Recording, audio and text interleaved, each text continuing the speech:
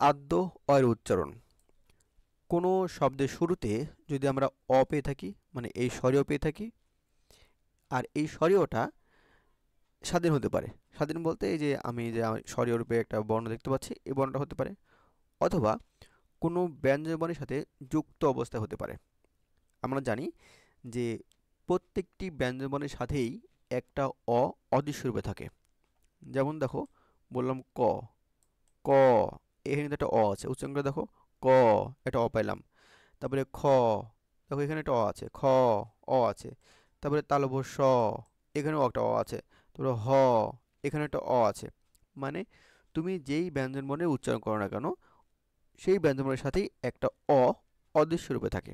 তার মানে কোনো শব্দের শুরুতে যদি এই অ থাকে, মানে স্বাধীন হিসেবে এই অ থাকে, অথবা কোনো ব্যঞ্জনবর্ণ সিঙ্গেল অবস্থায় থাকে। সিঙ্গেল অবস্থা বলতে আমি বোঝাচ্ছি যে কোনো কার যুক্ত নেই, কারবিহীন। কার কি? কার হচ্ছে এই যে আকার, একার, উকার, দীর্ঘিকার, ঋকার, এগুলো হচ্ছে কার।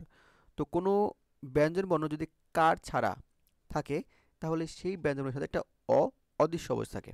তাহলে আমরা বলতে পারি যে কোনো শব্দের শুরুতে যদি এই অ পাই, অথবা কোনো ব্যঞ্জনবর্ণ সিঙ্গেল অবস্থায় পাই, আকার উকার বিহীন, তাহলে সেই ব্যঞ্জনের সাথে একটা অ থাকে, সেই অ যদি আমরা পাই, এবং সেই অ এর পরে যদি আমরা হ্রস্বইকার পাই, দীর্ঘইকার পাই, হ্রস্ব উকার পাই, অথবা দীর্ঘ দীর্ঘ উকার পাই, তাহলে হচ্ছে এই অটার উচ্চারণ ও এর মতো হয়ে যায়।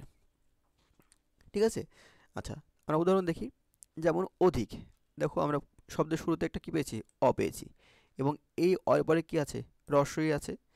তাহলে যদি অ এর পরে, কোনো অ এর পরে যদি আমরা হ্রস্বই পাই, তাহলে উচ্চারণ কি হয়ে যাবে? ও হয়ে যাবে। সেজন্য এই অটার উচ্চারণ ও হয়ে গেছে। তারপরে খচিত। দেখো এখানে কি আছে? খ আছে। এই যে খ পাইলাম। এবং এই খটার সাথে কি কোনো আকার, একার, উকার, দীর্ঘিকার, কোনো কার যুক্ত আছে? দেখো কোনো কিন্তু কার যুক্ত নেই। তাহলে এই ক্ষয়ের সাথে একটা অ আছে। উচ্চারণ করে দেখো, খ, অ আছে কিন্তু। ঠিক আছে? আচ্ছা, তাহলে আমরা অ পেলাম। এখন এই অ এর পরে কি আছে? রস্বই আছে। দেখো এই যে অ এর পরে রস্বই আছে। তাহলে রস্বই থাকলে কি হয়? রস্বই থাকলে এই অটা ও হয়ে যায়। তাহলে কি হলো? খো, খচিত। তারপরে তরি। দেখো ত, এখানে কি আছে? সিঙ্গেল অবস্থায় আছে। মানে এই তয়ের সাথে কোনো আকার, মানে কোনো প্রকার কার নেই। আকার, একার, উকার, দীর্ঘিকার, কোনো কার নেই। তার মানে এই তয়ের সাথে একটা অ আছে। যেমন ত, উচ্চারণ করে দেখো, ত, একটা অ। তাহলে অ পাইলাম। এখন দেখো তো এই অ এর পরে কি আছে? এই অ এর পরে দীর্ঘইকার আছে। এই যে দীর্ঘইকার, দীর্ঘইকার আছে। তাহলে কি হবে? এই তয়ের সাথে যে অটা আছে, সেই অটা উচ্চারণ কি হবে? ও হয়ে যাবে। যেমন কি হলো? তো, তরি। তারপরে মধুর। দেখো এখানে আমরা ম পেলাম।